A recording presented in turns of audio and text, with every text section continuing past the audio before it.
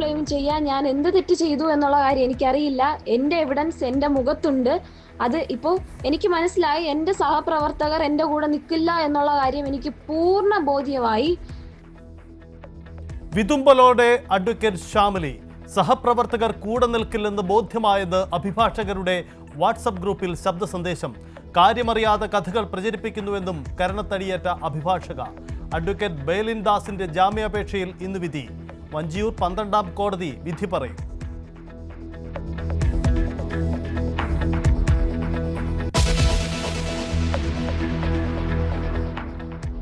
G Sudhakaran കടുത്ത അമർഷത്തിലെന്ന് സൂചന.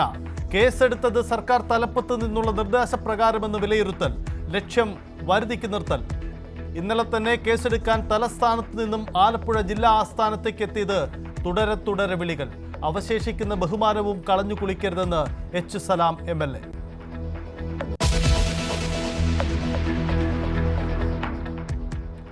പാകിസ്ഥാനെ അടിയറവ് പറയിക്കാൻ ഇനി ഇന്ത്യയുടെ നയതന്ത്ര യുദ്ധം.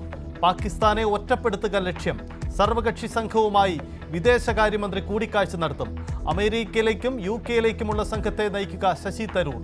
ജോൺ ബ്രിട്ടാസും കനിമൊഴിയും സർവകക്ഷി സംഘത്തിൽ.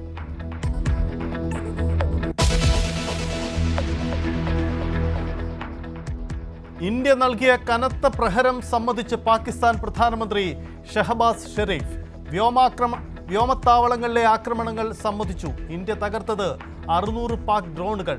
അഫ്ഗാൻ ട്രക്കുകൾക്കായി അട്ടാരി അതിർത്തി തുറന്നു. വിലക്കിനെതിരെ ഡൽഹി ഹൈക്കോടതിയെ സമീപിച്ച് തുർക്കി വ്യോമയാന കമ്പനി സെലീബി.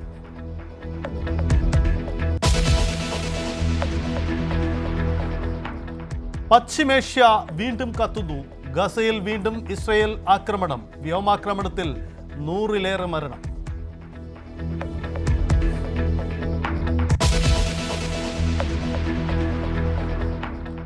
മലപ്പുറം കാളികാവിലെ ആളെക്കൊല്ലി കടുവയ്ക്കായി തിരച്ചിൽ തുടങ്ങി. കടുവയെ തേടി 20 പേരടങ്ങുന്ന 3 സംഘങ്ങൾ. ക്യാമറയിൽ കടുവയുടെ ദൃശ്യമുണ്ടോ എന്നും പരിശോധിക്കും. കുങ്കിയാന കുഞ്ചുവിന് പുറമെ കോന്നി സുരേന്ദ്രനും കാളികാവിൽ.